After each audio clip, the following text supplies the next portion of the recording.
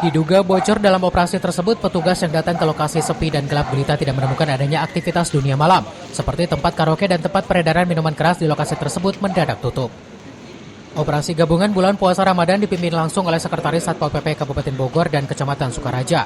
Dengan target operasi di kawasan eks pertokoan Dua Raja yang disulap menjadi tempat karaoke dan peredaran miras itu merupakan dari hasil laporan warga dan pemerintah setempat untuk merazia tempat karaoke karena dianggap sangat meresahkan masyarakat.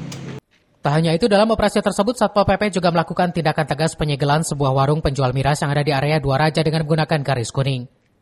Camat Sukaraja Ria Marlisa mengatakan kegiatan operasi pekat dalam menjaga kondisivitas masyarakat. Selama bulan suci Ramadan, pihak kecamatan bersama Satpol PP Kabupaten Bogor, TNI, dan Polri menggelar operasi ke sejumlah tempat hiburan malam di kawasan Dua Raja.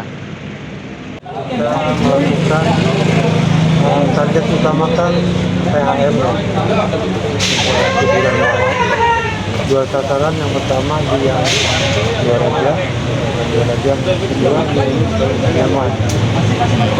Dua Raja kita melakukan operasi, ternyata sudah bocor. Jadi ini terlalu ramai, sehingga terdengar para pengelola, sehingga bocor. Setelah kita bergerak, kita tutup.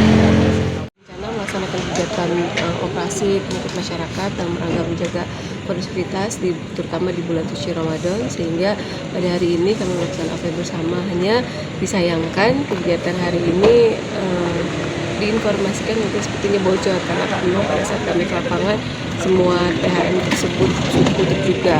Upaya kami serta jajaran TNI Polri sudah berencana kami akan melakukan operasi rutin kembali. Jadi pada saat ada kegiatan yang memang mereka buka, kita langsung lakukan penindakan nanti ke depannya.